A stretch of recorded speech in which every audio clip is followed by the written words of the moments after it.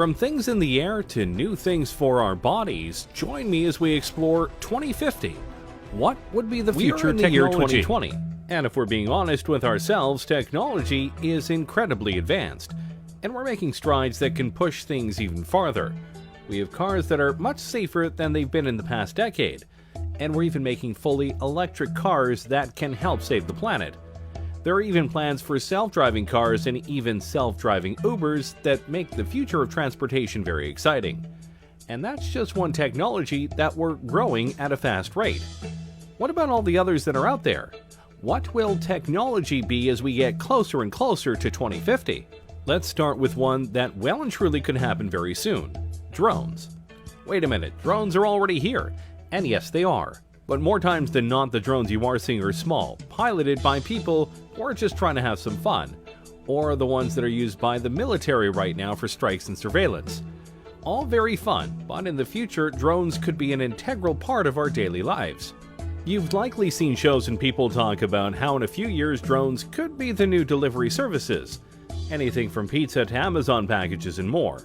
And honestly, that's very probable.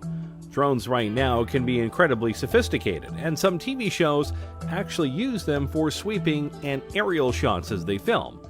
It's very cool, but to do deliveries, they'd have to be a little bit more programmed, as human error no doubt would be a very big buzzkill. Not that it's impossible right now, it's more of a question of numbers, logistics, costs, and making sure that the deliveries themselves are done in a methodical and careful manner. After all, it's bad enough when delivery people don't care enough about our packages and they just throw them onto the porch and potentially break stuff. The last thing we need is that to happen with drones. But by 2050, we may not only have drones delivering our packages, we might be looking up at the sky and seeing drones flying all over with incredible speeds and accuracy. And they potentially could be all run by AI. The potential is there, and by that point, various upgrades to drones and their programming will no doubt make them all the more efficient, durable, and quick.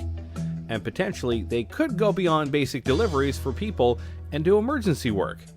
Imagine a drone taking a vital piece of medical material to a hospital to ensure it doesn't get stuck in traffic, or helping watch over an important convoy to let people know on the ground if there's trouble.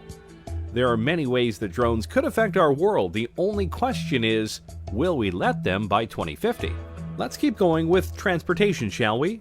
Right now, one of the biggest ways to get around the countries we live in are trains. Trains ferry people and all sorts of cargo around in an efficient and reliable manner, which is why they've been in use for hundreds of years. But if we're being honest here, while trains are efficient and reliable in certain ways, they aren't exactly fast, especially when it comes to passenger and freight trains. They can take a long time to get to their destination, and at times, it's more logical to take other modes of transportation, which is why companies are making special kinds of trains that can go much faster.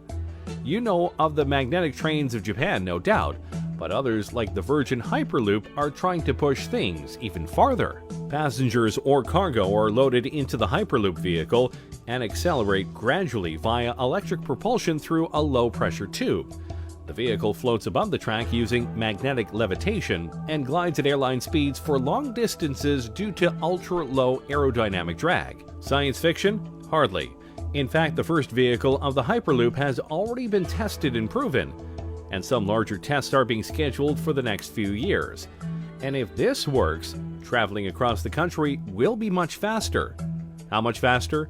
The Hyperloop aims to send people shooting across the tubes that they make at a rate of about 600 miles per hour. Which means if they were able to do this across the entire United States from east to west, or vice versa, you could travel across the whole country in about 5 hours, give or take. Considering it would take much longer for a regular train ride or car ride, that's a big improvement.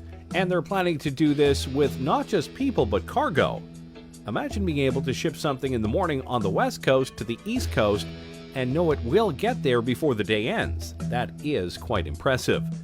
Plus, the tubes would be built underground as to not disturb wildlife, and they will go and make it in a way where there are no carbon emissions. So they're fast, they're reliable, and they won't harm the planet. Seems like a win all around. Of course, you do have to wonder what it would be like to be on a 600 mile per hour train thing, but hey, We'll just find out soon. And by 2050, this could be one of the main modes of transportation. We've had some fun ones, but now let's go deeper down the rabbit hole and talk about the ones we all fear.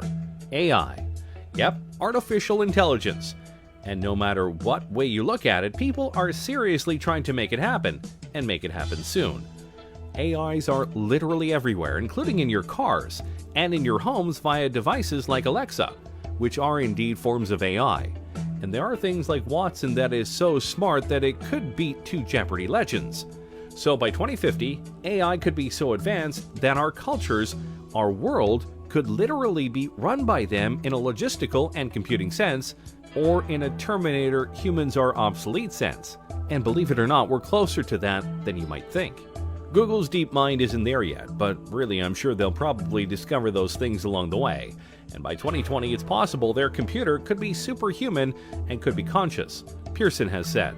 That could be the beginning of the end, really. Is Judgment Day inevitable? Maybe, maybe not. It just depends on how far we go with AI and how much we're able to control it, or if we can't fully control it once they reach certain levels of intelligence. Of course, for all of our worries about AI, there is a chance it could be all fine. Imagine if the lighter side of sci-fi comes through in regards to AI, and we get a bright future powered by AI. Think about it. What if by 2050 we each get our own unique AI?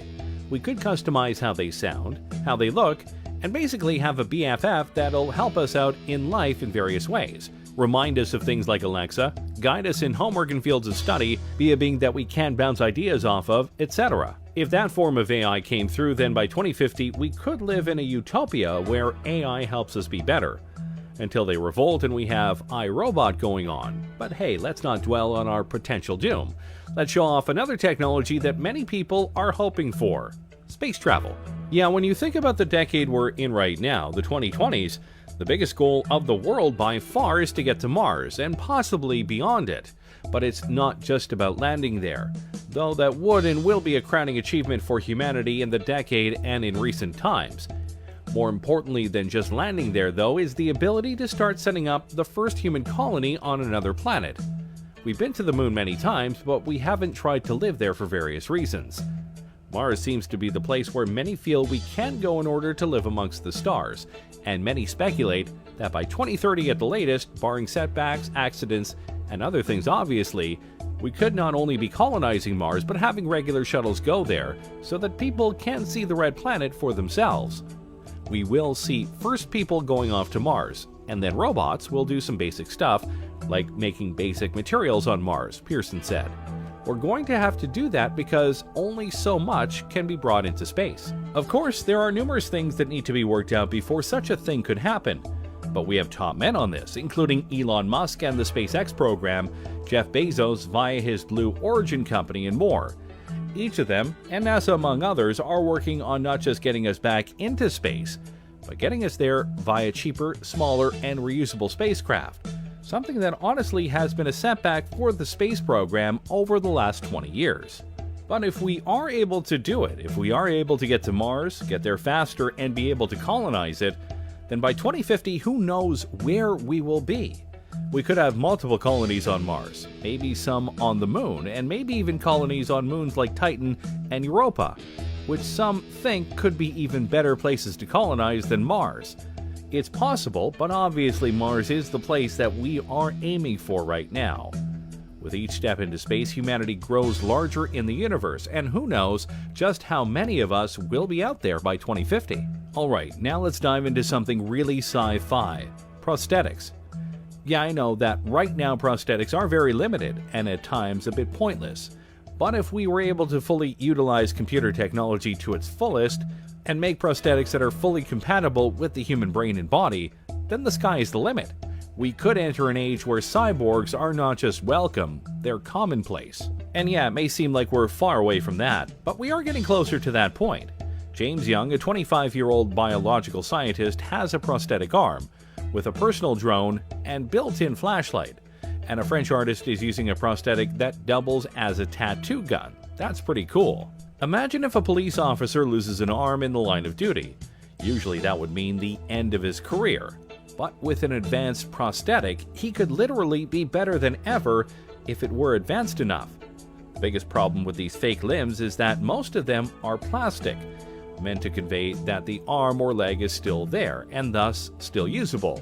The bridge to cybernetic implants lies in the brain, being able to use the computer tech to sync with the brain and give accurate commands. We haven't fully bridged that gap yet, but when we do, dang, life is going to get a lot more interesting. And don't forget, these prosthetics could be used in many ways other than helping people with lost limbs. They could be put onto other objects, or potentially even be worn as exoskeletons when needed. Think of it like Jax from Mortal Kombat. Some people could even ask for implants to be put into their arms or legs to give them an extra boost, like TJ Combo from Killer Instinct. 1. I like video games, and they have plenty of cybernetic people. The point is, by 2050, if these things are made, a lot of people won't feel broken or weak anymore because they've lost limbs or the abilities of their arms or legs. They'll be whole again, and be able to do things just like they were before, if not better. And that's a future we should definitely be trying to live for. Now let's go to something a bit more unique. Look at yourself right now. Specifically, look at the clothes you are wearing right now. What are they made of? What do they feel like? What do they look like? Of all of these answers, I bet none of them are, they look like they could give me superpowers, because they can't. Not yet, anyway. Think about it like this. What if the clothes you are wearing right now felt the same, looked the same, but could do more? With the growth of nanotechnology, your clothes could potentially be embodied with various materials or technologies that help you improve your strength, durability, and more. For example, what if you had a shirt on that was light as a feather, but could absorb impacts and leave you with no injuries? That would be pretty impressive and important, especially in this age of gun violence we live in.